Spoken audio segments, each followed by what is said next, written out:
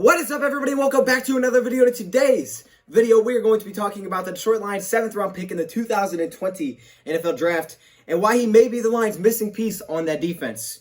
And if he is, then why the heck did he fall to the 7th round? Let's get it started.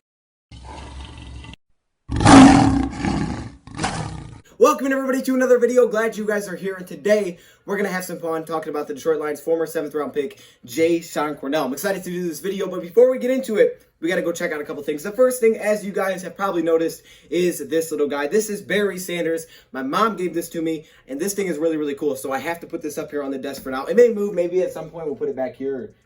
I don't know. Maybe we'll move some stuff around. Definitely some people have said they're sending me things like that, so I'm trying to keep a lot of room because we're going to fit everything in here, okay? We're going to find a spot for everything that we decide to put in this background. It may be cluttered, but we will find a spot for things. So right now I'm kind of just leaving him here, just kind of moving around, playing with him. He's got a kind of a squishy head, which is kind of cool. But as you guys can see, he can turn his head completely backwards, which is kind of like an owl, because he has the eyes in the back of his head. And he goes all the way around. It's pretty sick. So there's Barry Sanders, man. I think that just kind of pulls everything together. That's really, really good. It's a nice little addition that just makes it feel better. Just makes everything more cozy. So Barry Sanders is chilling right here. He's got a big head. I didn't know your head was that big, but he's chilling right here. Now let's go check out the comment of the video, or the question of the video, I should say.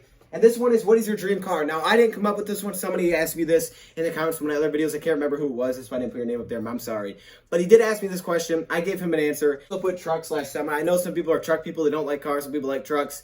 I'm not a big truck guy. I'm going to be honest. But semis, I really don't know anything about semis. So if you're saying semis, I have no idea what you're talking about. Okay? But I don't want to discriminate. So if you like semis, tell me your favorite type of semi, I guess. Anyways, just answer that question in the comments below. I'm excited to see the answers to that one because, again, I do like cars. I like the car that I have right now. A lot of you guys have seen a couple of clips from that.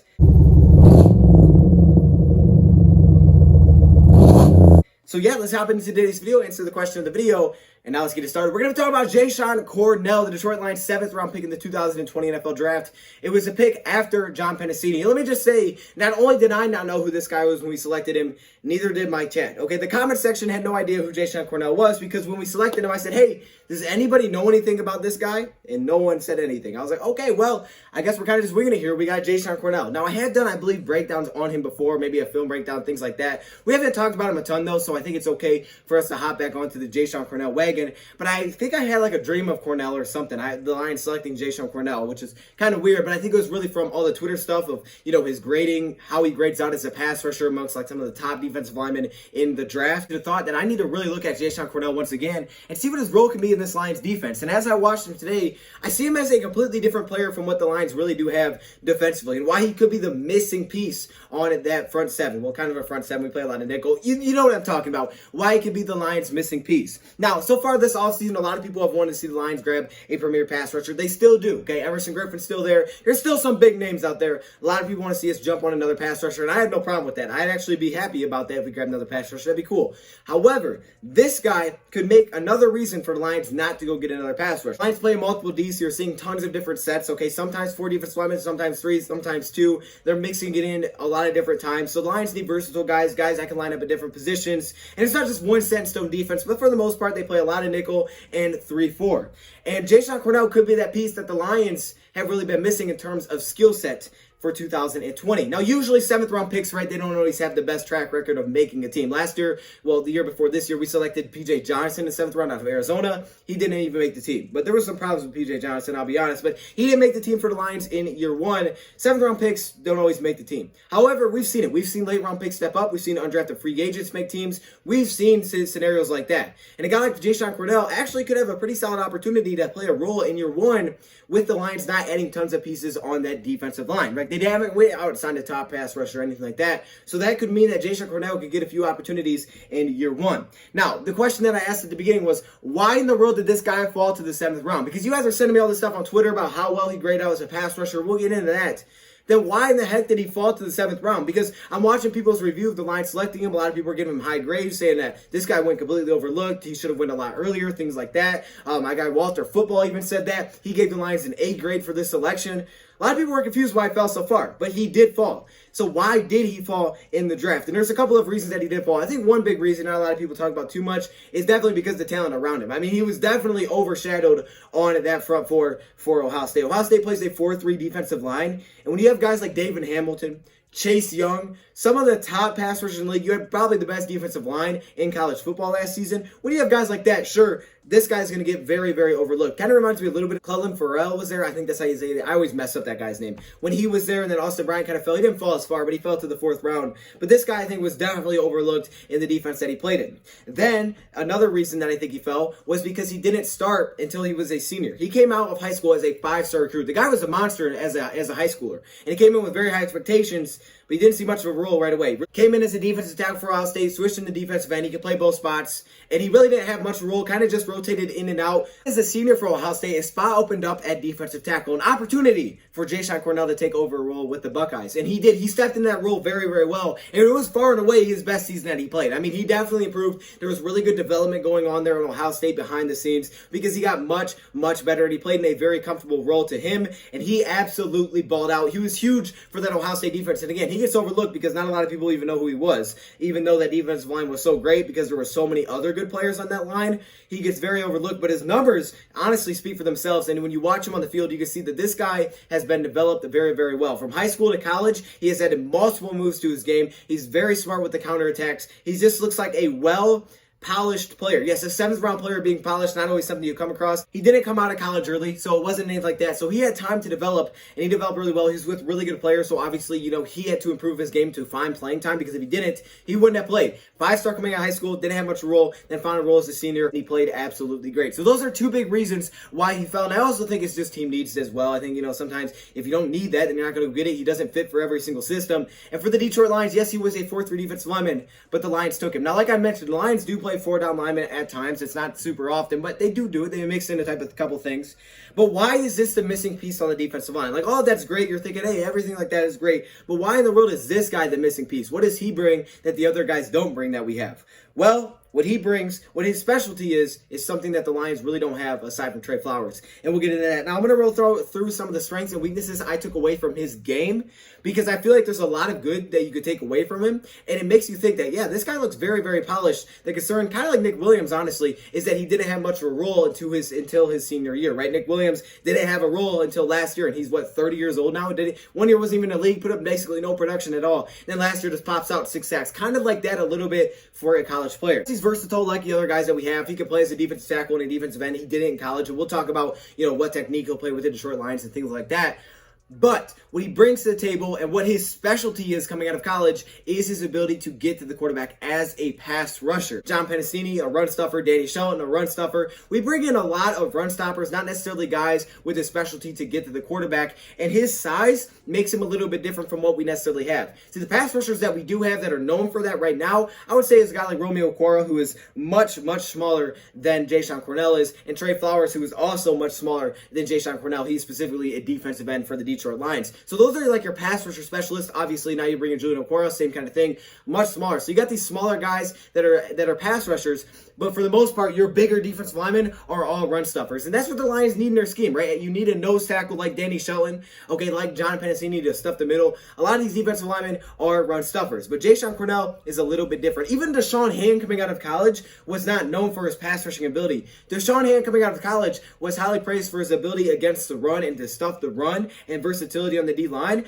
but the pass rush is one of his biggest questions, something that he really needed to develop heading into the NFL. For Jashon Cornell, it's the complete opposite. If there's anything that he could develop, it's run stopping, and this is why it could be the Lions' missing piece. See, a lot of people want to add a free agent pass rusher because they don't know where the pass rush is going to come from. They're saying to themselves, man, we had gotten no pass rush last season. We need another defensive lineman to add pass rush. Now, we also have to keep in mind the scheme the Lions do play. The Lions play a scheme where, as we talked about yesterday, on average, they only bring 4 players to play. Usually, they're 3 defensive linemen and a linebacker. That's usually how they do things. They don't blitz a ton, and they don't have 4 defensive linemen usually on the field at once. So if you sign another pass rusher, you probably don't want to do it to a huge deal because they're probably going to be guys that are in and out anyways, just because of the nature of the Detroit Lions defense. We really haven't had that we don't have currently on the roster. So let's hop into the strengths and weaknesses of this game. The first strength I took away is his swim move. Now, that swim move is very clean, and I think that took a lot of time for him to develop, but you could tell. One thing that I always look for in the defensive lineman, pass rushers, guys like that, is a variety of different moves, and I want to see a high success rate, okay? I want to see it be very effective when you use it. You don't have to use them every time. Don't use the same one over and over. Mix it up. Be effective with it, okay? Use it in the right situations. And for a guy like Jashon Cornell, you know Everson Griffin's got the beautiful swim move. Jashon Cornell sets up that swim move, not the spin move. I meant spin move for Everson Griffin. Jashon Cornell sets up that swim move very, very well. And he played a lot in the inside last year for Ohio State. Like I mentioned, he played the defensive tackle position. He played the 3 technique for Ohio State because they were in a 4-3 defense. And the 3 technique, by the way, basically looked at as the quarterback of the defensive line, right? The quarterback of the defensive line. The 3 technique guy usually gets a lot of one-on-one opportunities in a 4-3 defense because he's not often double teamed, just because of the nature of that position. So it's one of the most glamorous positions on it as a defensive lineman, the 3 technique defensive lineman, kind of like your Aaron Donalds, the guys that are really hard to double team unless you use extra protection. They get a lot of ones-on-ones and are known for being pass rush specialists in a 4-3 defense. And a guy like Jashon Cornell is definitely that. I mean, that's what he is. That's what he thrives at in college, not necessarily his run-stopping ability, but that swim move is very, very polished and it's very effective. It works at a very high rate for him and it allows him to create a lot of separation. The next thing I like is that he can take on double teams and open up some players. But as I mentioned, because of the nature of his position, it's not usual that he's getting double teamed. The time that he is getting double teamed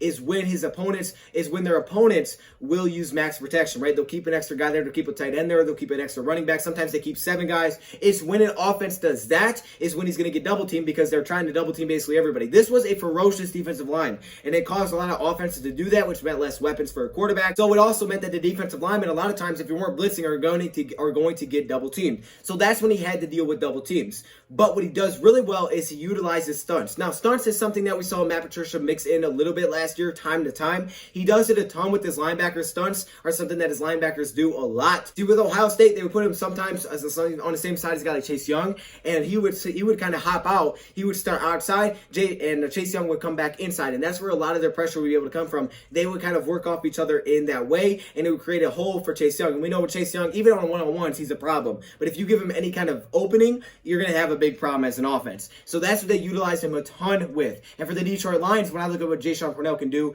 and how he'll have his role, because again, the Lions don't play a 4-3 defense very often. Yes, they play a multiple D, but say for example, they have 3 defensive linemen on the field, and this is a 3 technique defensive lineman from Ohio State that played defensive tackle last year. For the Detroit Lions, his role will not be the nose tackle. He doesn't have the size for that. He's going to be a 3-4 defensive end. Deshaun Hand, a big run stuffer that can pass rush a little bit. He's definitely improved upon it, but you see a guy like Deshaun Hand out there to a guy like Danny Shelton. They're kind of spread out a little bit. And then you'll see Trey Flowers, who's just a pure pass rusher. He's also good against the run. Trey Flowers is really good overall. But you'll see him. And when I see a guy like Jashon Cornell, I don't think he'll necessarily start unless there's injuries. But what Cornell can do is line up in there for a guy like Deshaun Hand, things like that. And when you get those edge linebackers, that's when he can create stunts with those guys, or even the interior linebackers, even with the Mike linebackers, things like that. When a guy like Jared Davis comes to the quarterback, even at those times, and open up linebackers to get to the quarterback. That's where I see kind of that experience from doing that in college could translate to what he could do with the Detroit Lions. I've done a lot of research on what scouts look for when they look for a defensive lineman. Okay, what do they look for in terms of what a defensive lineman can do mentally?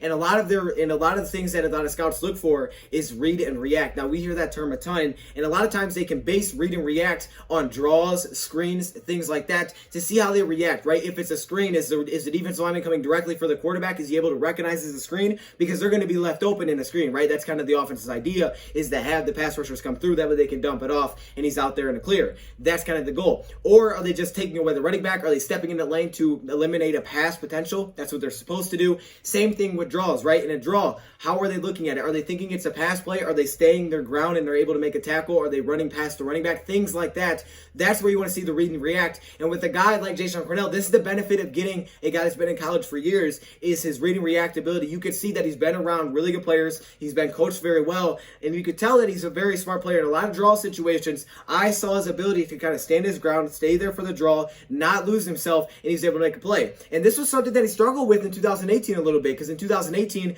for example, against a read option, I saw him a few times take on the complete wrong guy. He would just run to the wrong guy, tackle him, and there's no one there. The other guy has the football. He's gotten much better at recognizing who has the ball and staying aware. He's a smarter player, an intelligent and disciplined player to wait, see what happens, and then make a play on the ball, read and react. That's where that comes from. And he's very polished in that sense. He also does have a lot of things to work on. There's, like I talked about, the reason that he did fall. In terms of pass rushing, you always need to have a good counter moves. And I guess for Ohio State, they don't want their defensive linemen to have their first initial attack be a lot of spin moves, especially from the inside. I completely get that. It's a really tough place to spin because you're basically spinning into another interior offensive lineman. That's probably not the best idea. However, what they are okay with is when they spin as a counter attack. When the first attack doesn't work, or maybe the quarterback still has the hands, maybe the quarterback still has the ball in his hands, maybe the quarterback's looking to take off, maybe it's a quarterback draw, then the spin move can become very beneficial. And having counter attacks is very important. Some players don't have that. Some players will make the first move, it's not there, then they're just trying to run through the quarterback. There's nothing else, they're kind of just stuck.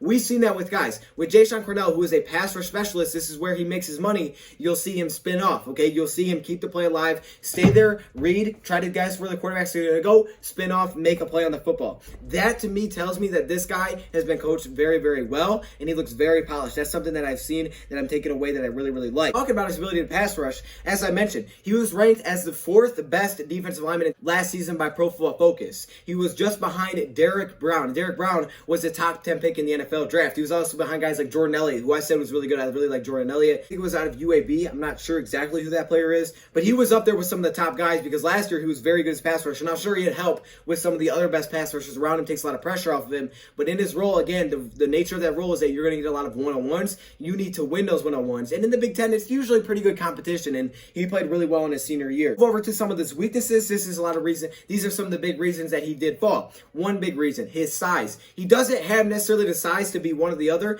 The versatility a lot of times actually scares teams away. They look at it and they say, okay, you know what? He played defense tackle and defensive end. He never really balled out at one thing until his senior year. I'm kind of concerned on what his role will be with my team, right? How will he fit in because he doesn't have that set position?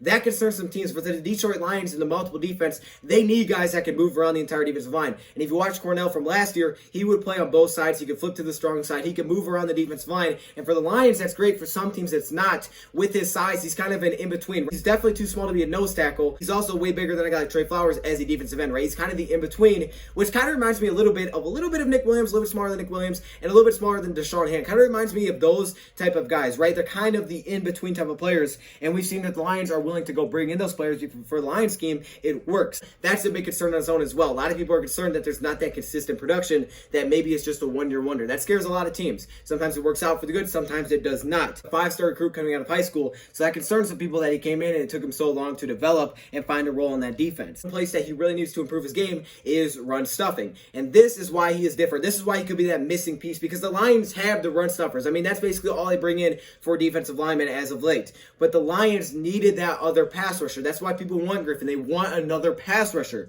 And I know Jashon Cornell is a 7th round pick, and you're probably thinking, well, he's a 7th round pick. He's not going to be good. But you know how many good late round picks we've seen? I bring it up all the time. Snacks was undrafted. I mean, it happens. You can find really good diamonds, especially on the defensive line late if you're looking for something specific. Now, if you're looking for it all around, if you want him to be able to be a run stuffer, and you want him to be able to play this position, play all the positions, be a run stuffer and a pass rusher, he wouldn't have fell to the 7th round. And he probably would have also had a role earlier in his career. But it was trying to find that role. It was inconsistency in play. The fact that he's kind of in between was his size.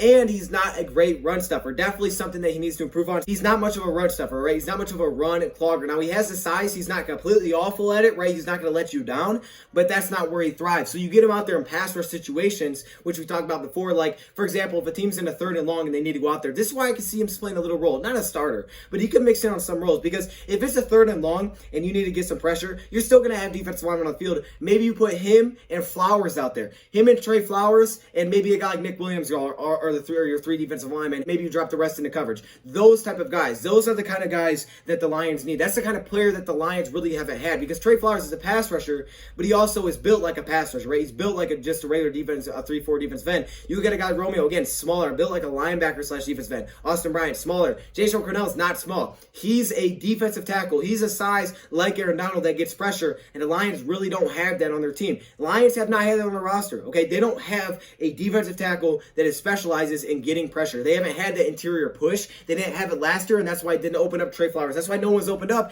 because they didn't have any interior push.